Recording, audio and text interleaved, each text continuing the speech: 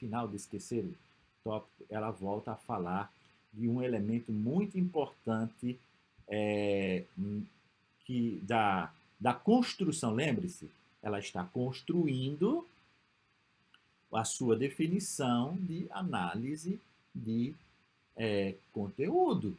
O que é análise de conteúdo, o que não é, quais são os seus, o que é, o que não é, como se faz, etc. Então, a noção de análise categorial é uma noção muito marcante, fundamental para a análise de conteúdo. Tá? Tomar em consideração a totalidade de um texto, passando pelo crivo da classificação e do recenseamento. Veja as palavras que ela está usando aqui. Ó. Classificação, recenseamento, presença ou ausência, contagem da frequência, se tem um item de sentido ou não tem. Eu faço uma entrevista com uma pessoa com trauma. E eu procuro um indício no discurso dela, por exemplo, falar de maus tratos na infância. Então, no discurso dela, uma pessoa com determinado trauma, eu estou fazendo várias entrevistas na área da psicologia, por exemplo, e eu estou procurando um indício específico ali. Tem presença ou ausência? Em quantas vezes isso aparece? Aparece com que frequência? Em todos os meus entrevistados? E em cada entrevistado aparece no começo, no meio, no final da entrevista? Então, essa classificação, esse recenseamento, essa contagem de frequência é feita através de categorias, que são nada menos do que gavetas, tá? Ela usa analogia. É o que os biólogos fazem, a taxonomia, né? Um método taxonômico, tá? Este procedimento é simples, se bem que algo fastidioso quando feito manualmente. Página 43 da Bardan, escrito na década de 70.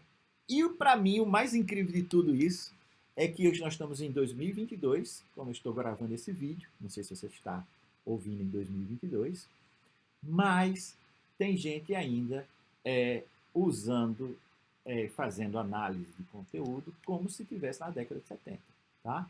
É algo simples, é um procedimento simples, mas fastidioso.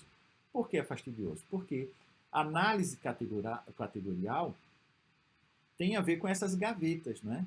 E você coloca, eu me lembro, eu fui na minha época de ensino médio, né? Naquela época a gente chamava científico, né?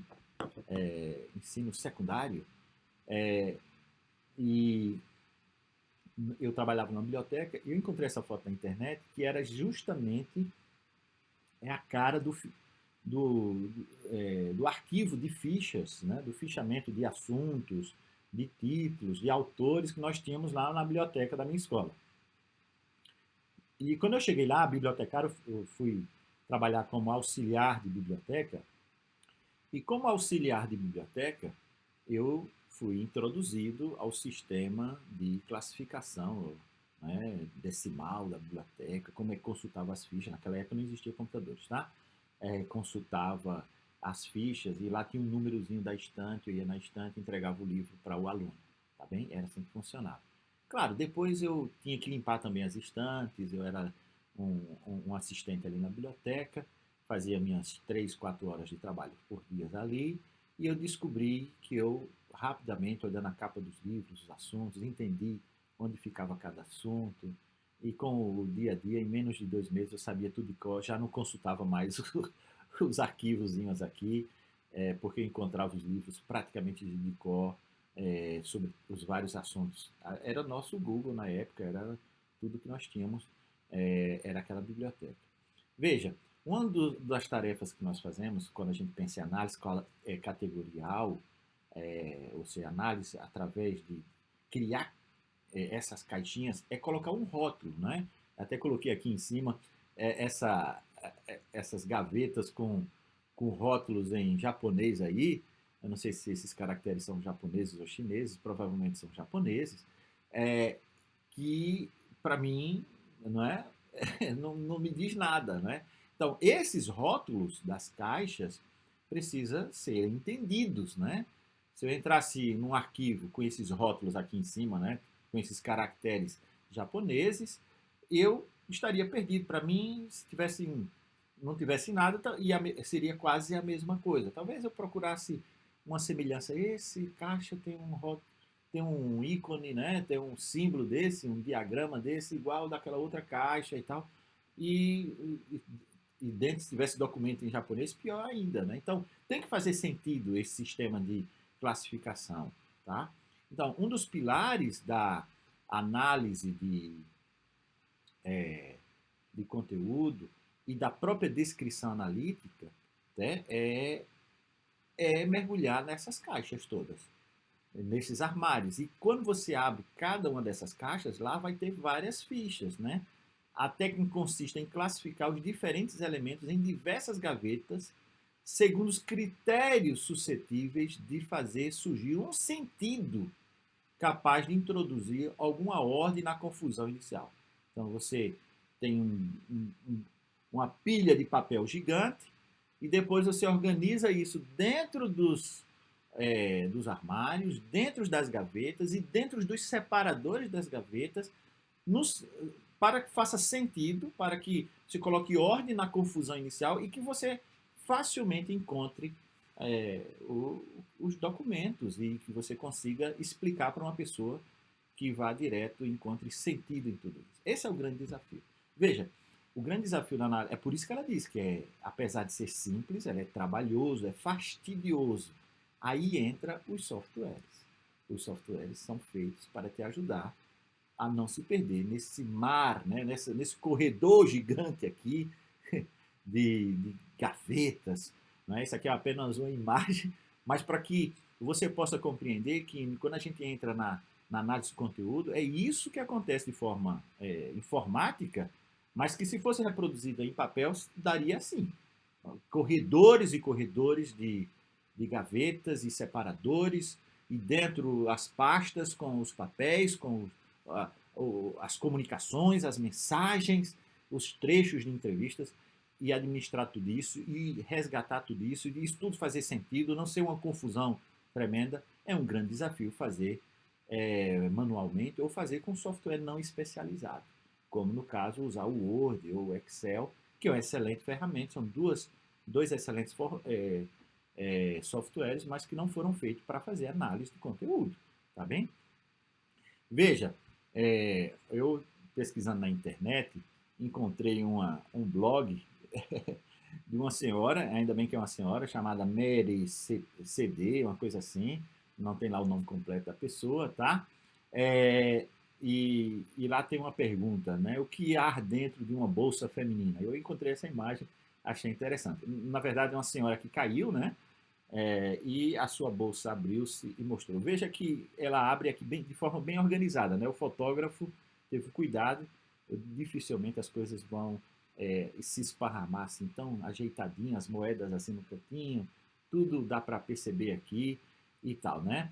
Objetos contidos na bolsa das senhoras é uma ilustração da Bardin, tá? Não estou fazendo isso para trollar, não. Tá lá na página 43, cara senhora que está assistindo esse vídeo sobre análise qualitativa e tal, tá?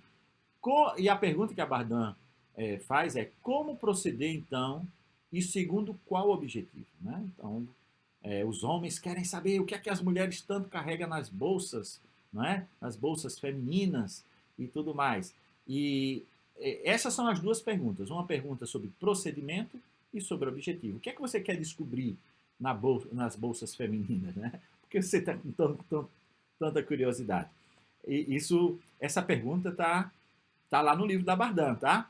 Eu não quero ser depois acusado de machismo, nem nada dessas coisas todas. Eu estou falando do livro da Bardin, de uma analogia, tá? E ela fala, por exemplo, se você deveria definir critérios, não é? Você vai definir categorias sobre o valor mercantil de cada objeto, por exemplo, qual é o objeto mais caro da bolsa feminina? Eu poderia pesquisar a bolsa da Mary aqui, não é? Mas também poderia pesquisar a bolsa de várias senhoras. Qual é o valor mercantil de cada objeto? Qual é o objeto mais caro? Qual é o mais barato? O mais caro é o celular, né? O smartphone, está ali dentro e tal. E essa bolsa aqui tem um smartphone que custa mais ou menos tanto e aquela custa mais.